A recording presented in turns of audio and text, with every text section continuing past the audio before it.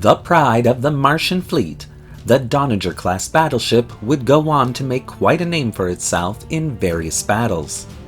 But what do we know about this ferocious class? Well, today we'll find out. Hello and welcome to Truth or Myth, a science fiction web series that looks at the truth or canon information about any given topic to provide you with the most accurate facts about said topic.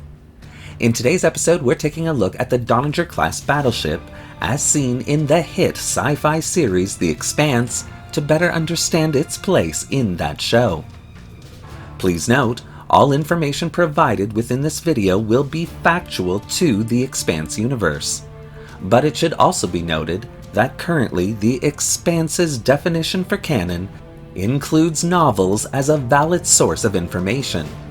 And since this is really my first foray into another science fiction universe, I really hope you enjoy it.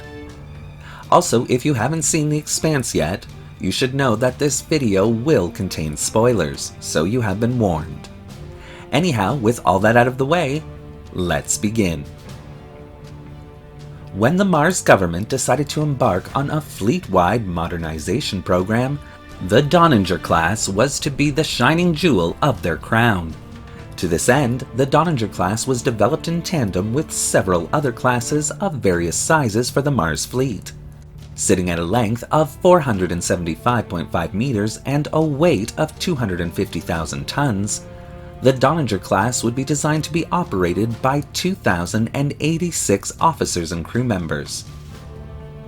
As a battleship, the crew on board the Donnager Class would also contain specially trained personnel from the Mars Marine Corps and Force Recon Marine Squads, who were equipped and trained to operate the Goliath power armor suits. Main propulsion would be provided by 4 RT-10 Kaminari Epstein drive units, located in the aft section of the starship. Tactically, the Donnager Class battleship would contain a variety of weapon systems. These included 2 VX-12 Foehammer turreted ultra-heavy rail guns, 6 forward torpedo launchers, 8 aft torpedo launchers, and 59 Naraman dynamic 40mm point defense cannons. The railguns were situated on large hardpoints that offered sufficient clearance to allow the class to fire while performing deceleration burns and complex repositioning maneuvers. These railguns were also considered some of the most versatile and sturdy railgun designs in existence for the time. The Donnager Class battleship would also be designed with future weapons development in mind, containing an additional 2 vacant hardpoints designed to house 2 additional weapon systems should the Mars scientists design something new. Meanwhile, the Donnager Class's forward and aft rapid reload missile launchers were linked to a shared magazine of high explosive plasma and nuclear warheads.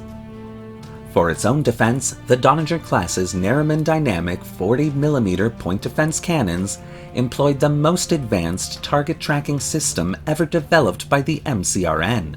These cannons were placed all over the starship's hull, with concentrations on critical systems such as the Epstein drive units and the hangar bay.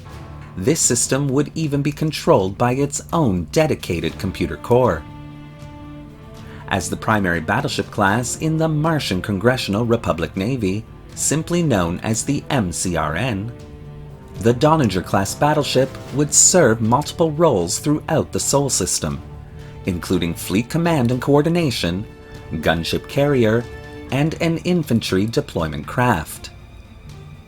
During its role as a command ship, the Donnager Class battleship would use its ranging lasers and tactical systems to coordinate and guide all other ships engaged in combat against hostile enemies.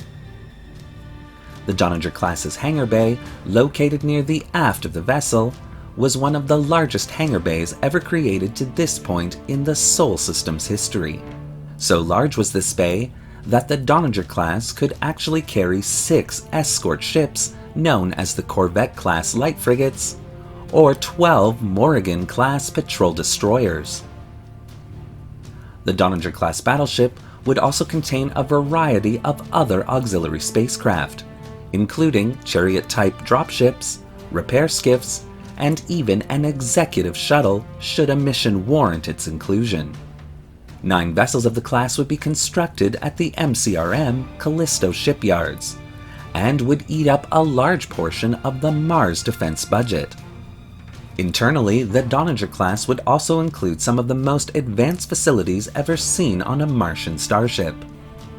These would include redundant command and control facilities, a sophisticated medalab, a large number of barracks and armories, and even an immense security brig.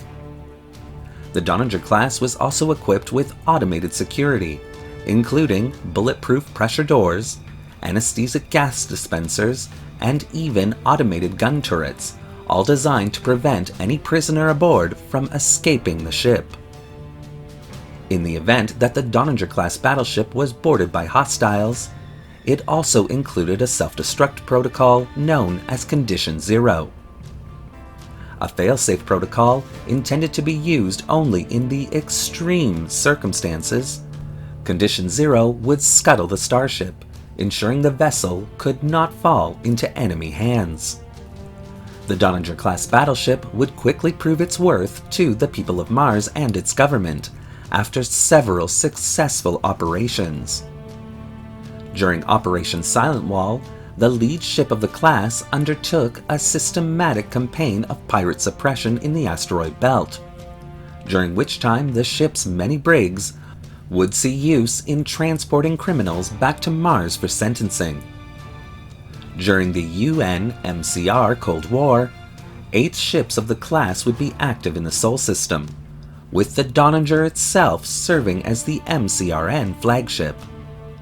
The Donnager Class would serve with distinction and honor in the Mars fleet, not only justifying the budget spent on building these starships of the line, but also earning the respect of what was perceived as their greatest enemy, Earth, and the UN forces, solidifying this vessel class's place in humanity's history.